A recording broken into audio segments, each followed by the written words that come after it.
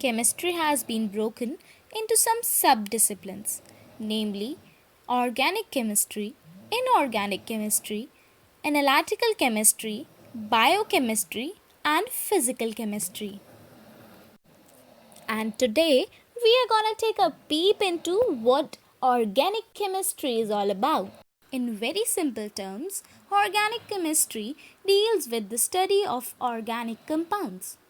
But that doesn't help, right? So we need to know what organic compounds are. The compounds obtained directly or indirectly from living organisms, such as plants, animals, are known as organic compounds. For example, oils, sugars, proteins, etc. And those which are obtained from non living sources are known as inorganic compounds, such as NaCl, CaCO3, etc. But this one is an older perception about organic and inorganic compounds. Today, the definitions have completely changed. So, let's take a glimpse into the history of organic compounds. First comes the Berzelius hypothesis.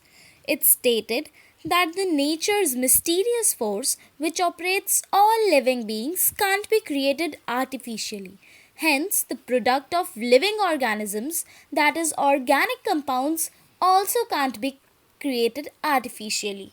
Till yet, you have seen that according to Berzelius, organic compounds can be only produced by living organisms.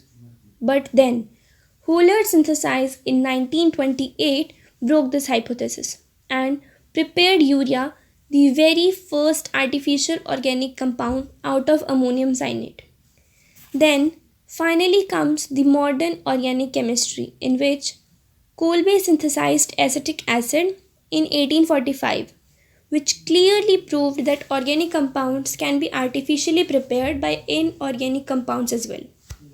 Henceforth, we come across to a final definition of organic compounds which says all compounds containing carbon and hydrogen as main elements and sometimes along with sub-elements like oxygen, nitrogen, sulfur and halogens etc.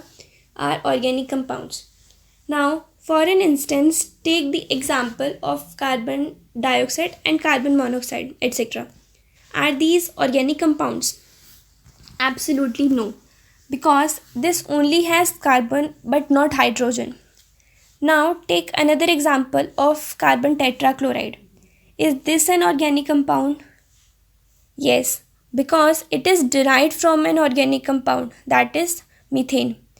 At the end, a very important note that the compounds which all are either hydrocarbons or are derived from hydrocarbons are called organic compounds.